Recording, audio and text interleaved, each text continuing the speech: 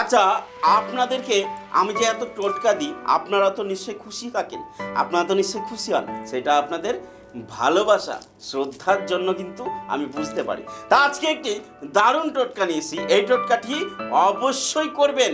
এই টোটকাটি যদি করতে পারেন তাহলে অনেক প্রবলেম সলভ হতে পারে এই ছোট্ট টোটকার মাধ্যমে। কিন্তু মনে রাখবেন, এই টোটকাটি তাদের জন্যই যাদের এই কাজটি করতে ক্ষতি করে রেখেছে, হয়তো ক্ষতি করে রেখেছে, তার জন্য আপনাদের এই যে টোটকাটি করতে দিচ্ছি।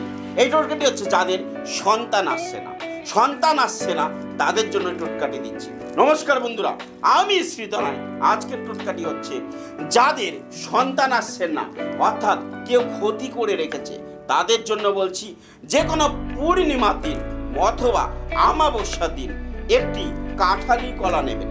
কাঁঠালি কলার গায়ে হলুদকে জল দিয়ে গুলিয়ে হোক, তেল দিয়ে গুলিয়ে হোক, হলুদ গুঁড়োকে মিশিয়ে কাঁঠালি কলাটার গায়ে রঙের মতন মাখাবেন, হলুদ রঙই মাখাবেন।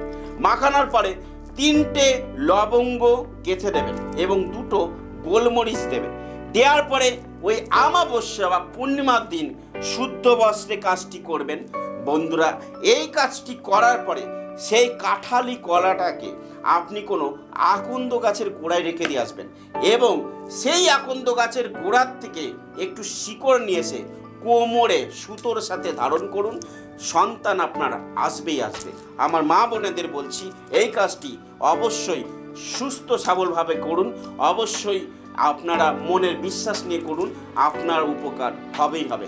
আমি কোনো বাড়তি কথা বলি না, আমি কোনো বাড়তি টোটকা দিই না। এই টোটকাটি উপকার পাওয়া হয়েছে, কেউ পেয়েছে এই টোটকাটি করে, তার জন্যই আপনাদের সাথে শেয়ার করলাম।